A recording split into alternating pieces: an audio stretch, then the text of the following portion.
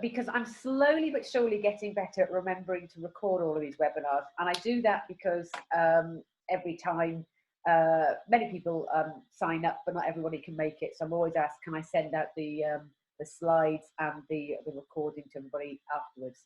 So that's now what I do, just record this and send this out. So please, everybody, I'd like you to get the most and enjoy this 45 minutes this afternoon. I'm looking at it and I'm wondering if I've tried to stack too much content into 45 minutes. I'll soon find out, no doubt. But I don't want this just to be 45 minutes of me talking at you, but because there's so many of us on the line, we can't all then get involved in the conversation. So instead, I'd like us to use the chat function. If you look along the bottom of your screen, you should see a little box that's called chat. Please use it away at your leisure. Ask questions, offer opinions, share stories, explain how some of these things are appearing for you in your organisation. And as we go along, I'll stop and I'll check every now and again and have a look at the chat function and the comments you put in. But this afternoon is going to be about 5 HR strategies for reshaping your organisation for resilience and growth. I will do my utmost not to talk about furlough, redundancies, consultations, anything like that. That must be killing you at the moment, to try to make it more future focused. So I've just said let's use the chat function. So maybe we could do this as our first little exercise. I'd love to know who's out there, and I'd love for each of you to know who is out there as well. So can you use the chat function? Just drop us your name if you want to say a bit about where you're from, and then just a little bit about why you're interested in this topic in particular. It's always nice then to kind of put some names to faces and start to have a virtual conversation. And whilst you're doing that, I'll just do a quick spiel about myself and who I am and why I'm here. I think I look a bit better in that picture than I do on the camera today, but I'm Rhiannon and I run Blue Grape Talent, and I spent 20 odd years working in HR and leadership development and organisational development, but I grew increasingly frustrated at how organisations did people management. In my time, I've had some great experiences where I felt I was trusted, empowered and delivered a really great job. I felt really awesome.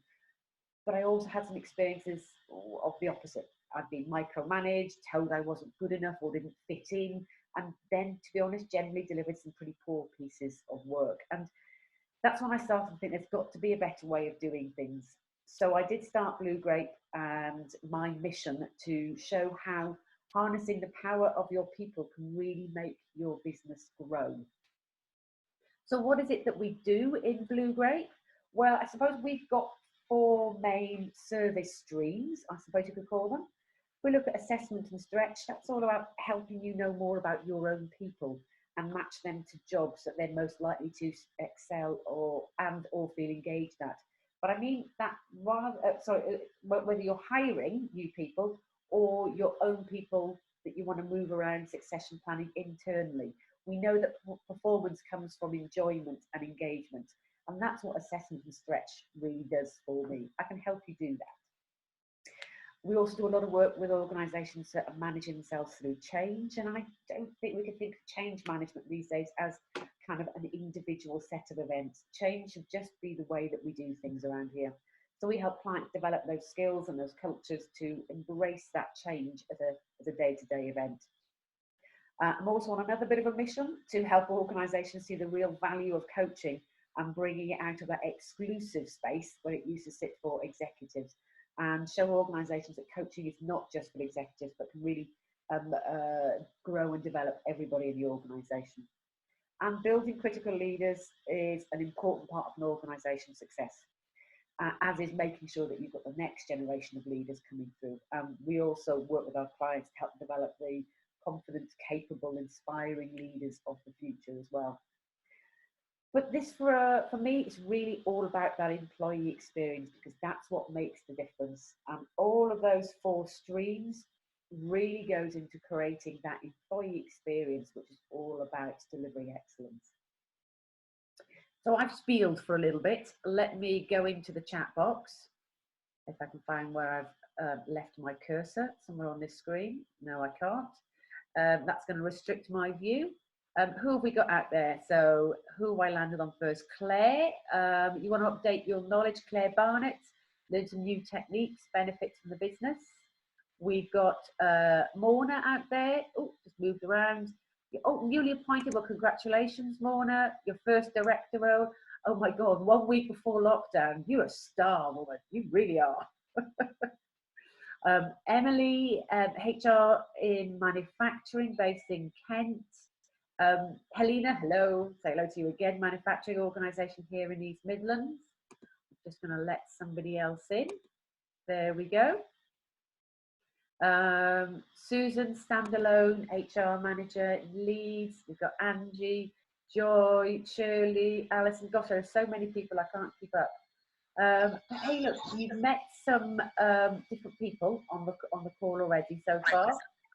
Feel free to keep that chat and that conversation going. I've just double checked that I have muted everybody. There we go, keeping it nice and quiet. And wow, lots of people. Let's kick off then. So please keep using that chat function. I've wrote myself little notes as I've gone along to check the chat, but whatever I'm talking about, I'd love to understand how that is showing up for you in your organisation right now. It just helps bring some of this theory to life, really. So before I dive into the detail of today, I'm just going to pull out for a little bit and look at the environment that organisations are operating in at the moment, because after all, that's what we in HR really need to do to be relevant. We need to align our strategies and our work to support the business strategy. But I just want to flag as well, if I don't speak much about the health and maybe the kind of the humanitarian impact of COVID-19 today, not because I don't think it's important. It's a horrible, horrible situation, and there's so many of us have been impacted by it. But I think as HR professionals, we have been focusing on the immediate crisis and supporting people to keep them feel safe and healthy. And we will, and I know we will continue to do that. But today I wanted to help us shift our thinking to include the broader activity of refocusing our organisations to operate in a different environment and to find our new normal. So the first thing I want to do is just share some statistics and research that gives us a bit of an understanding as to what's happening in our economy in the wider scale. This first bit of data is taken from the IMF, the International Monetary Fund, and it's from their World Economic Outlook of April this year. So what does this first slide show us? These are their updated global growth predictions. The pandemic's understandably having a serious effect on the health and safety of people, but here the IMF is reminding us of our economic impact too. And as a result of the pandemic, the global economy is now projected to contract by 3% in 2020. You can see on the first graph that I popped up there, we've got the global economy, and then this slide then breaks out into the economies for the advanced economies and the emerging markets as well. So if we look at some of the detail, we'll see that some organisations might experience a more sharper decline in growth than 3% down to 6%. So we actually might experience a greater reduction in growth. But the thing that made me stop and realise, when we compare this to the IMF's original expectations for global economic growth, which they issued back in January, at that point they were talking about a plus 3.3% growth for our economy this year. Now, what is it, 3 months later, they've revised that to a decline of 3%. So the economy and the marketplace that we planned for in January has dramatically changed. The next way to look at it as well is also, well, the first graph there is, again, for the IMF, shows their predictions for the EU, for Europe in particular. And if you're interested, they do separate this data out into different parts of the global economy as well. I just picked up on Europe for today. So you can see across Europe, they're projecting an even greater decline. In fact, the IMF has started to refer to this period as the Great Lockdown. And so as soon as you label something, we can then start to compare that with a different period in our history. So organisations are starting to compare this impact of the Great Lockdown with other economic periods in history. So there, the graph there to the bottom right-hand side, we can see that reduction of 3% of global growth this year. But interestingly, when you compare that to the impact that we felt from the global financial crisis of 2008, 2009, the impact there was so small compared to the projected impact we're going to experience right now, which is why I think they're talking about this worst recession since the Great Depression. But despite all of this, we know we are going to come out of this period and that we're going to need to reform our organisations and probably reform them pretty quickly, because when we're in this situation of what is invariably going to be a global recession, we need to hit the ground running with our organisations if we want to not just remain competitive, but grow and expand beyond this date as well. Okay, so let's move on then from this economic backdrop, which actually looks a little bit depressing, and then start to consider, well, what does that mean for us and our part of the organisation, our people and our culture strategies? We probably feel at the moment that cash flow might be the main priority to make sure that our businesses stay afloat. But I think our challenge is to help the wider organisations to start to remember that an engaged workforce is actually needed as well to deliver these great products and services. So not only that we need to retain our organisation, but we really need to focus on our people even more so at this point in time.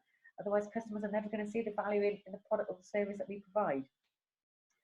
So I do feel as our organisations are reshaping their strategy, we need to at the very least look at our people and culture strategies, not necessarily change it or rewrite it, but there's got to be a different angle that we apply to it. So let's start the discussion with the 5 key areas that I think you could focus on now to be ready to contribute to that business recovery. And my first area is looking at the organisational purpose and meaning. Now, because this is my number 1 starting point, this I don't feel is owned exclusively by us as the HR function, far from that. But I do feel that we are the right people now to remind the organisation of this. So if we cast our mind back to before coronavirus hit us, I think we could safely say that for a long time now there's been a desire for organisations to be more ethical, more sustainable, and generally have a higher purpose at their core. In particular, millennials and Generation Z employees are starting to demand more from their employers than just a salary. They want to be doing work that matters as part of an organisation, and as part of an organisation that invests in their talent and treats people and employees fairly. And I think this expectation is still there. It was there before our crisis, the COVID-19 crisis, and it will still be there. It is still there, and it will still be there. But when we're talking about organisational reshaping, transformation, all of this involves a lot of different employee behaviours. And I feel the difference between a successful reset or transformation and an unsuccessful reset or an unsuccessful transformation is really that sense of purpose. The sense that the transformational process that you're going through is aligned to the purpose of the organisation, because that's what motivates and drives the right kind of behaviour. It's the purpose that connects people to your vision. And when you're in times of crisis like this, it can be really easy to forget this and be driven by a desire to survive only, changing the ways that we would have ordinarily made our decisions and being far more maybe cash or revenue or costs driven. But we know that only results in short-term thinking, short-term behaviours. And if you want to be in this for the long run, you need to go back to that sense of purpose and let that drive you. Because in a time of crisis, this really does test our values. But remember, this isn't just a flash in the pan. We know that individuals want to work for organisations with a greater purpose and a greater meaning.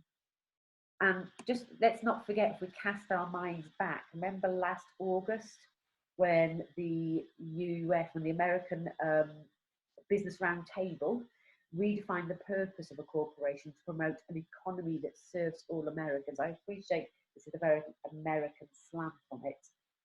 But also, if we think back to January even of this year in Davos, they developed and issued a manifesto about a company serving not only its shareholders, but all its stakeholders, employees, customers, suppliers, communities, and society.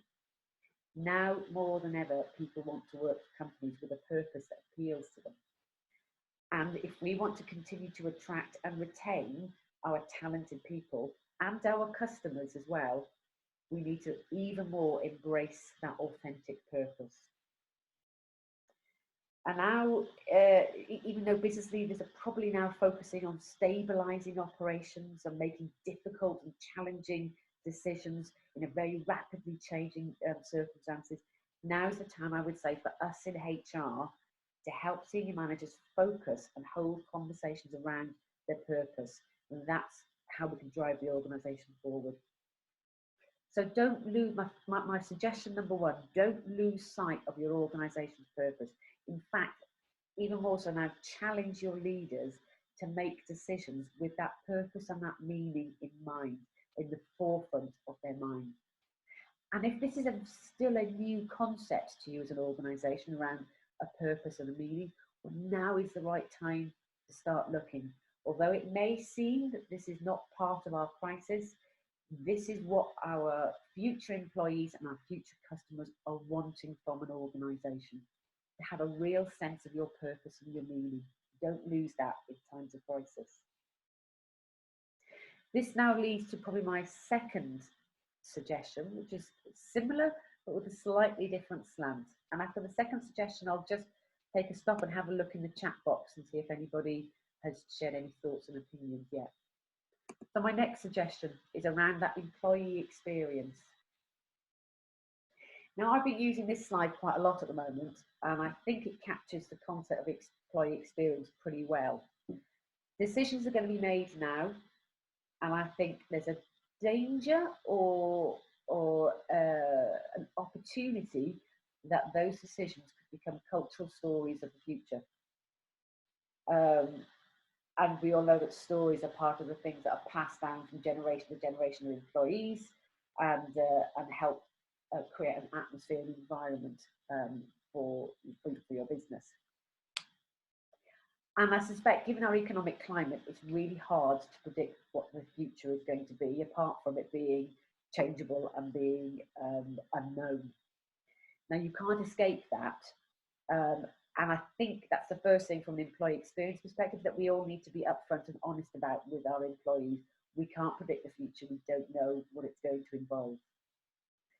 But employee experience is broader than that. Now, if you think about the employee experience, do you have a set of principles which might guide your employee experience? Have you even articulated your desire for your employee experience? I don't mean a set of values, but I mean, have you got a set of guiding statements describing how you want the relationship between your organization and your employees to feel like?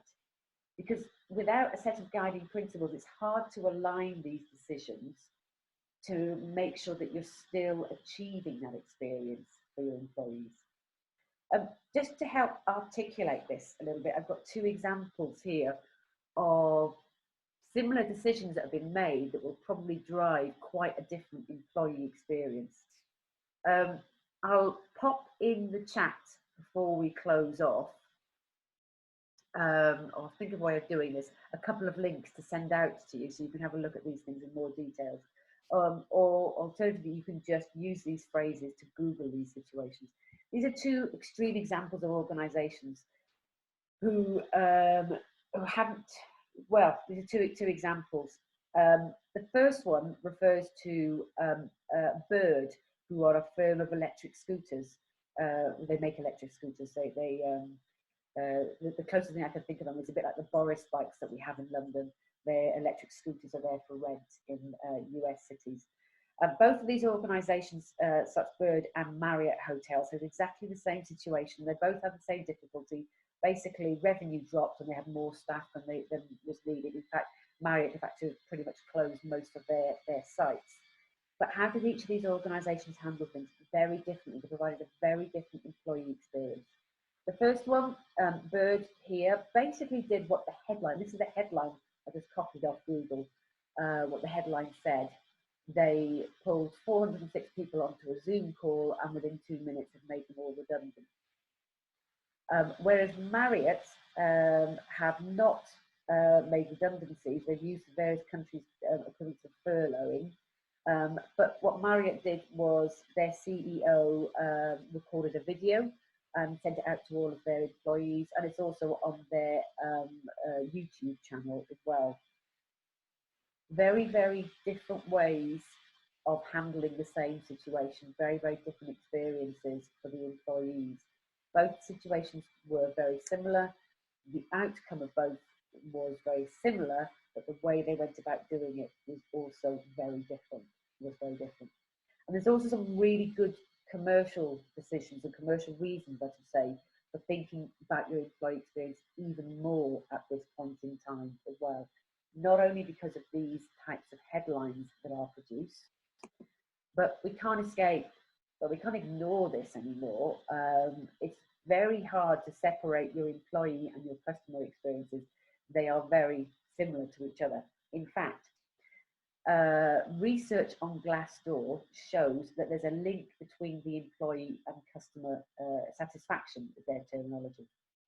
On average, a 1-point increase in Glassdoor company ratings is associated with a 1.3 increase in customer satisfaction, and the customer satisfaction measured by the American Customer Satisfaction Survey Index. Basically, what it's showing us there is the way that we treat our employees, the experience that their employees have, flows directly into the experiences that our customers have. So when we're entering this period of recession, how do you get yourself in the best possible position to ride this storm, build up your employee experience so that people will offer more of their capability and more of their potential? This might not be at the forefront of your mind at the moment if we're thinking about reducing costs, about retaining costs, or we're thinking about survival. But to get out of this survival mentality, we need to start thinking differently. And I think our purpose so far and our employee experience are the first 2 steps that we in HR can really grasp hold of to help pull our business out of this survival mode, help build the resilience, and help transform it. So you've heard me talk a bit. Oh, I'm just going to have a little look. We have no one coming forward so far with any thoughts or considerations in the chat. How do you think what's happening in your organisations at the moment are either contributing to or maybe detracting from your organisation's purpose and your employee experiences? How do you think organisations are handling this at the moment? Is this a good time, or do you think you've got the opportunity to go and start to raise this with some of your senior leaders right now? Share your thoughts and your experiences around that so far, please. It would be really interesting to hear what is happening out there. Rhiannon, I actually did post something in chat to say that whilst I've been discussing with agencies, they're saying that companies are sort of showing their true colours in terms of how they're dealing with their staff at the moment. So exactly what you're just talking about. Some are doing it in a good way, some are not doing it in a great way, and it probably will mean the difference as to whether people want to stay or not. Or even if future hires want to actually be involved in that particular organisation if they hear something like a Black Mirror episode or whatever. Yeah. Absolutely. Oh, I'm sorry. I completely failed to see. Yes, there are things in the chat. That's right. You can see I'm a bit thick today, aren't you? It's this technology, don't worry. Yeah, it's coming through thick and fast now. I can see. Thank you, Joe, for correcting me. No, it's fine. I just wasn't sure if you were seeing it, so that's okay. Don't worry. No, I'm just thick. Yeah, Mona, your counsellor, your CEO, and the board. Absolutely, yes. People are now coming out of furlough experience. Oh, this is interesting. We've enabled the executive to be seen in a more empathetic light. Nicola, you said that that's happening because of your furlough experience. Wow, excellent. I would wish to now, if I can be really clever, take people off mute. There we go. And see if anybody wants to join in with adding anything to those comments. It might be interesting to hear from you, Nicola. How have you managed to turn the furlough experience into something more positive? Yeah, so we wanted it to turn into a good experience rather than putting fear into people, because there will be a time when we'll be inviting them back again. So the way we treated them during that consultation week, which was literally only last week, we really got the exec to front those conversations, and normally they would have delegated to heads of department, etc. So we seized that opportunity, and also the CEO took a very brave decision to actually top it up. So we've committed to paying the extra 20%, which is a risk, clearly, but it's gone down absolutely brilliantly. Excellent, excellent. Do you know that fronting it up, that I think is exactly where CEOs, Marriott CEO did such a great job. He's recovering from cancer. Can you just bear with me once? And can you just give me a minute? He went out there in front of everybody and delivered the message personally. It makes all the difference. It really does. Okay, right, let me move on. A couple more different things to think about, and I'm trying to see if I've done this with the technology and muted everybody. I think it's managed to mute most people. Right, so the next thing I want to look at here is leadership. Why do I talk at this next? Well, look, as our business environment and our business strategy changes, we should at the very least change, or at the very least review and update our approach to leadership. Now, this is a model that I think is so easy to understand that even someone like me can get their head around it. I really like this. It's a model that's been pulled together by Dr. Graham Jones, and he expresses leadership as a combination of 3 tools or 3 levers that leaders can pull on. Great leaders do these 3 things. They provide clarity on the vision, they provide the necessary support to others to help them achieve against that vision, and they provide the necessary challenge to help achieve against that vision. Now, why I like this model is because it talks about the amount and the emphasis on each of these 3 areas being dependent on context, meaning that leadership's contextual, it's changeable and it's dynamic. So the organisation, the environment that we're in, the capabilities of people, these are all changing, which they are right now, but the ability of the leader is to change and to mix and match that mixture of vision, support and challenge, and that's what becomes important. So to be successful, you simply need a different mix of skills, is what this model is saying. Hey, leaders, look at the different amounts that you're putting into each of these 3 areas, and let's face it, due to the pace of change and the variety of people and circumstances that we're coming across these days, leaders need to develop these skills that on the face of it as well, I think, could seem to be a bit contradictory. So I like this model because it tells us actually we need to be always looking at the 3 different levers and how much we're pulling on those levers. But I also think it leads us really nicely into what's becoming known as paradoxical leadership. And that's on the face of it, skills that seem to be very different, and maybe on the face of it seem to be contradictory. Just going to try to, there we go, put a few more on mute. What do I mean by paradoxical leadership? Well, it's based, not surprisingly, on paradox theory, which is all about understanding that the demands and expectations of us are dynamic and complex, but also interconnected, which sounds a bit like where we are now. Everything is dynamic, changing around, everything is complex, but you pull on one thing here, it affects something else over there. It's interconnected. And this type of an environment needs us to embrace these contradictory behaviours, because by doing this, we can appear to be more flexible under pressure and more creative. And this is just what we need right now, because our future is changeable and fast-paced. So let me try to explain this a bit clearer by taking an example from the Harrison Assessment Technologies Framework. And this is built on paradox theory. So if we look here at this competency, this is a competency for communication, which is made up of two traits. You've got the trait of frankness, or being frank, along there, and diplomatic or diplomacy along there. Now, what paradoxical leadership talks about is that every trait can be a strength or a derailer, depending if that trait is balanced by another seemingly or opposite or paradoxical trait. Here, the two traits here are frankness and diplomacy, which on the face of it seem to be a little bit contradictory or seem to be opposite, but they're actually synergistic. They do actually work together. So if, for example, a person is really strong in both frankness and diplomacy, so that means that they are good at being frank and they're good at being diplomatic. Both of these become balancing strengths when communicating and can lead to what this theory calls a forthright diplomacy, forthright diplomatic communication style. But imagine someone who's able to be both frank, clear with their message, yet diplomatic, thinking about the other person's feelings and how that frankness lands.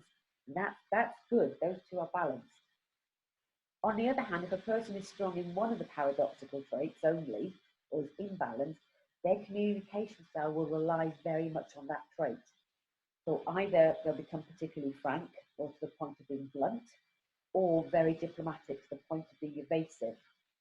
And then if a person is weak in both frankness and both diplomacy, then they try to avoid communication altogether.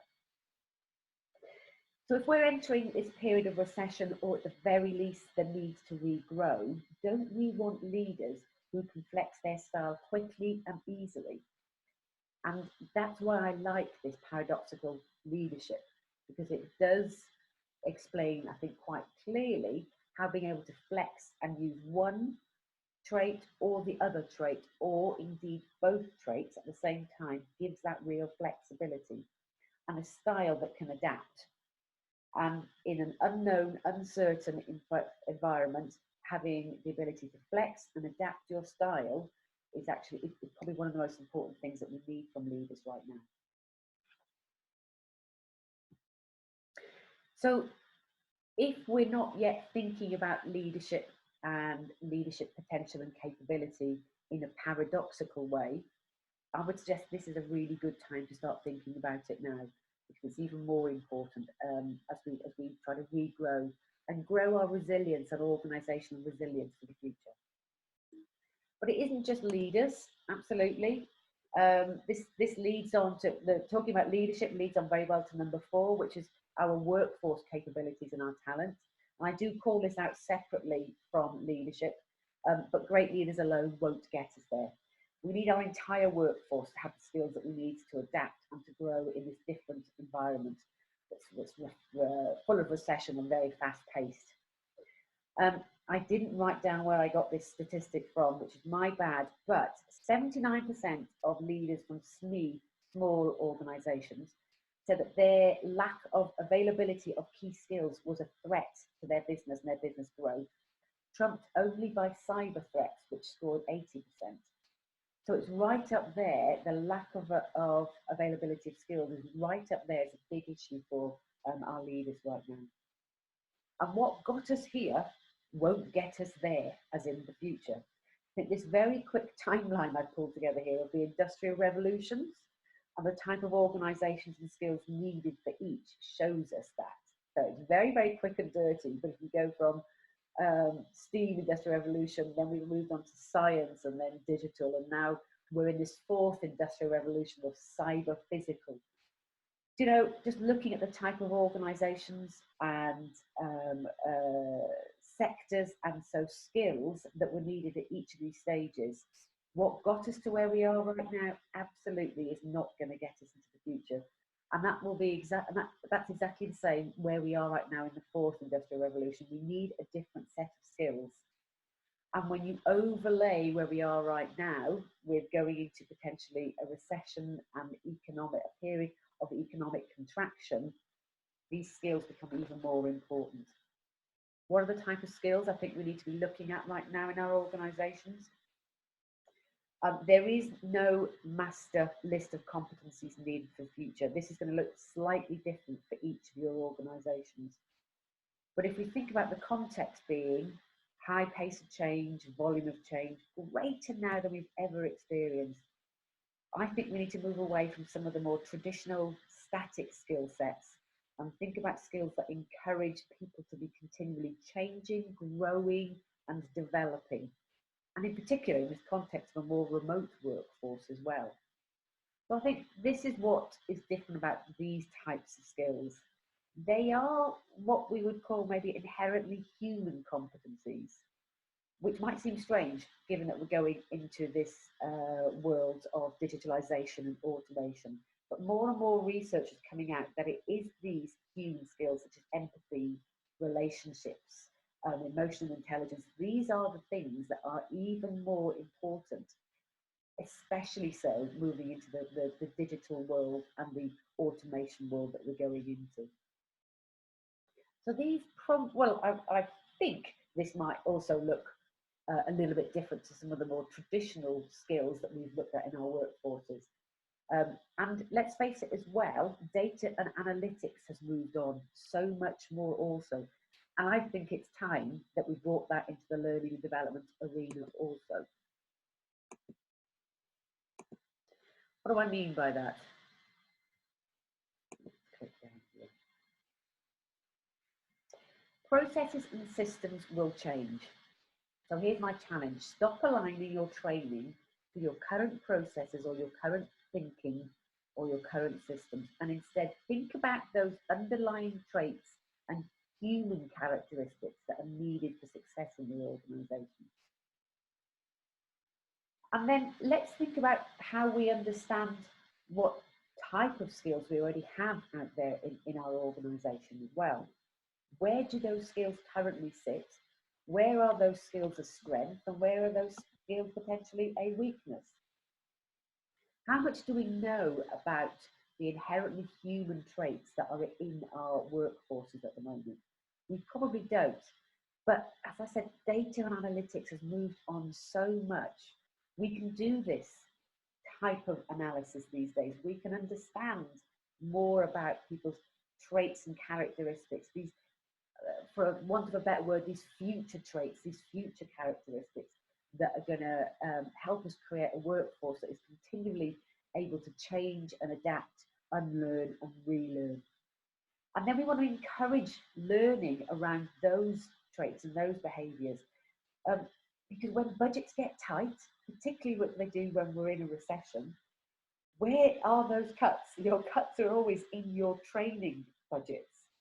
But if you are being even more specific about the type of traits and the development of those traits, when your budgets are cut, at least you're going to get a better return on your spend if you're starting at the place where you really need to invest in that development.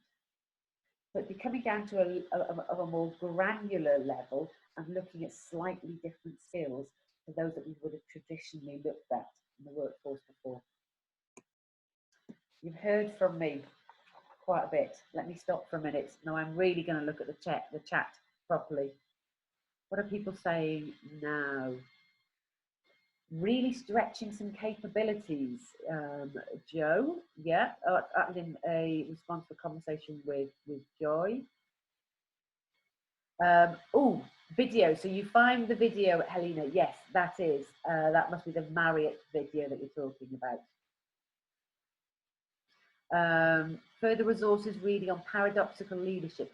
Yes, I will. I've got a couple of links to some already in the back of my mind already, Lorna. So I'll add some more things there about paradoxical leadership. What have we got there? Joy. Google have made a big commitment to stick to their learning budget and to focus on training their colleagues. Absolutely. I mean, that's great. You can say, oh, well, that's Google. They've got enough money to do that. Probably they have. But in the longer term, that is what's going to make you more competitive.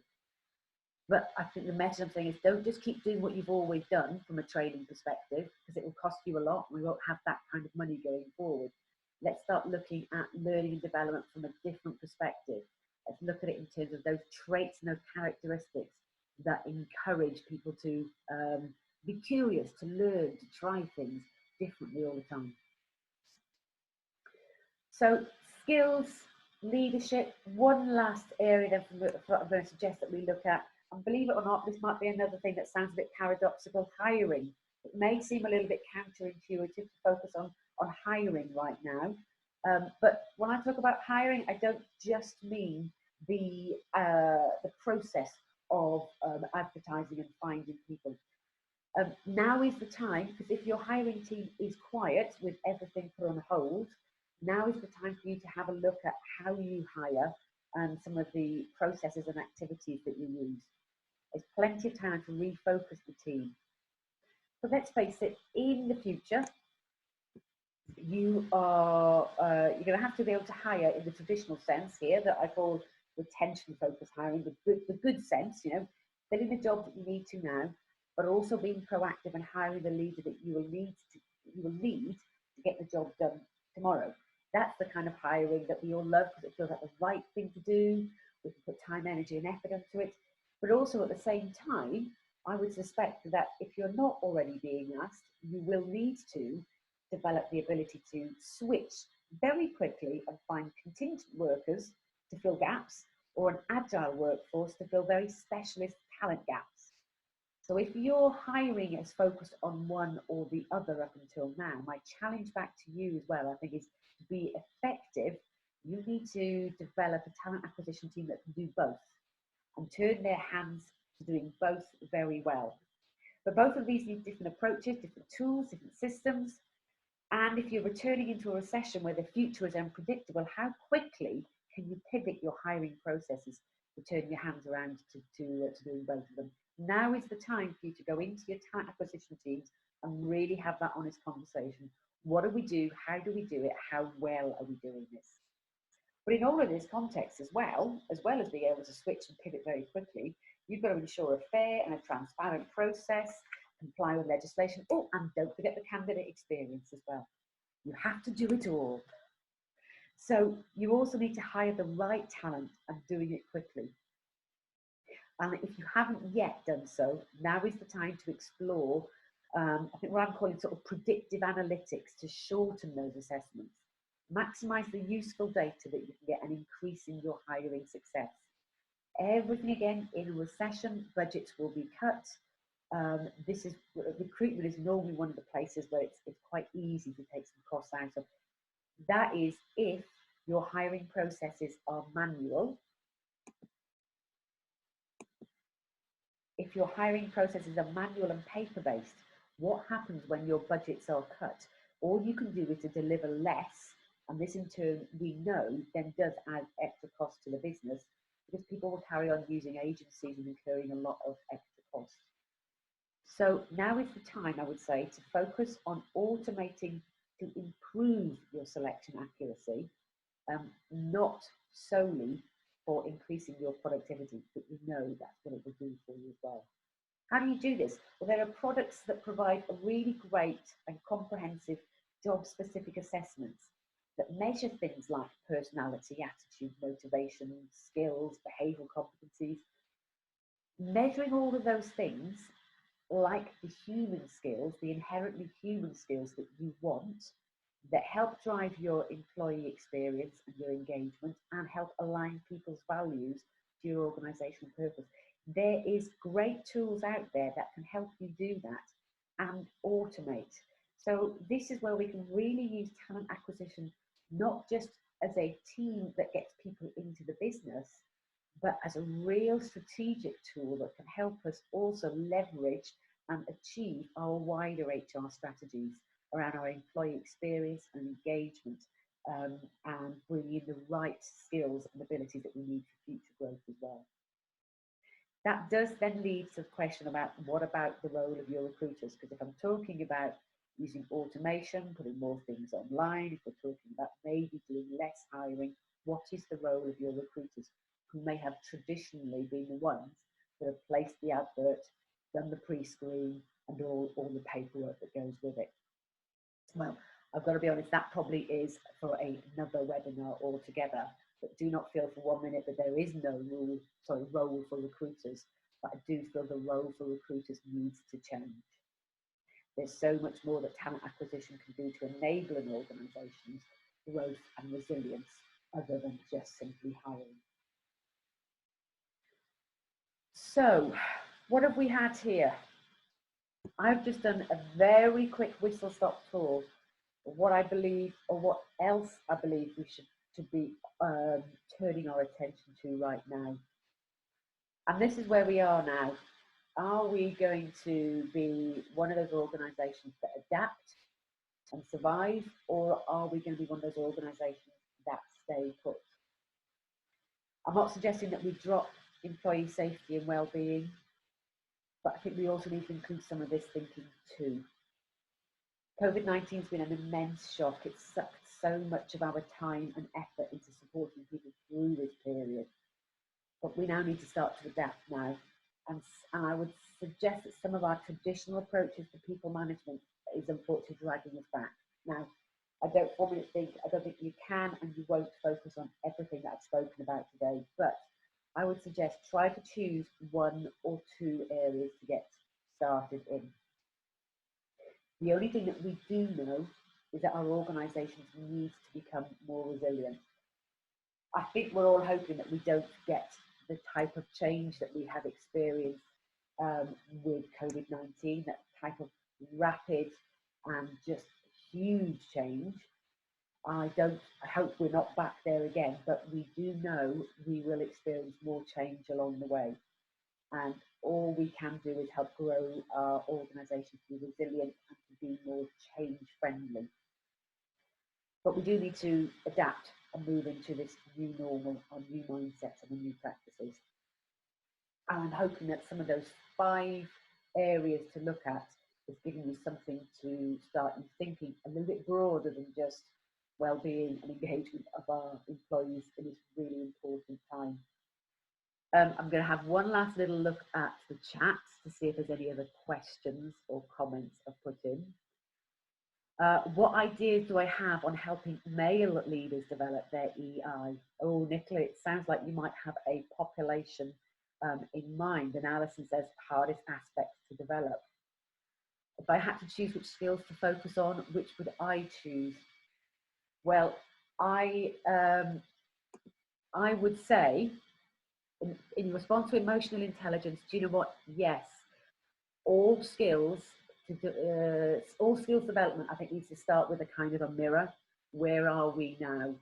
A little bit why I have the graph showing the different types of skills in our workforce. Let's understand our starting point. There is a couple of things that I can do for you right now.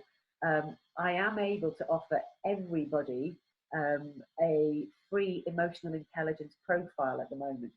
So if what you want, Nicola, is to help some of your male leaders develop their emotional intelligence, one thing I can offer you all right now is, well, where are you right now? How do your traits show up that's helping you be emotionally intelligent or hindering that? So I can definitely offer you that as a profile that can help you start to have a conversation. Obviously, the easy thing is showing them the mirror. The harder thing is helping them decide that they want to do something about that. So there's one thing that we can start off with supporting you at the moment. Paradoxical leadership as well. I can also help by similar profiles that will give an indication of how people's traits are helping their paradoxical leadership style, helping their collaboration or hindering their collaboration. We can profile people for you, and then we can work with you to help develop them through coaching, through feedback, through workshops.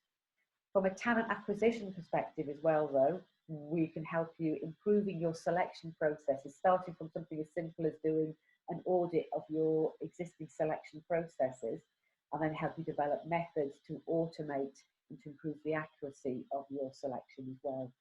There's a lot of good things going on out there that I can help you with at the moment. If you're interested in any of those things, please do either drop me a line or say yes please in the comments right now. You've got my contact details there if you want to reach out.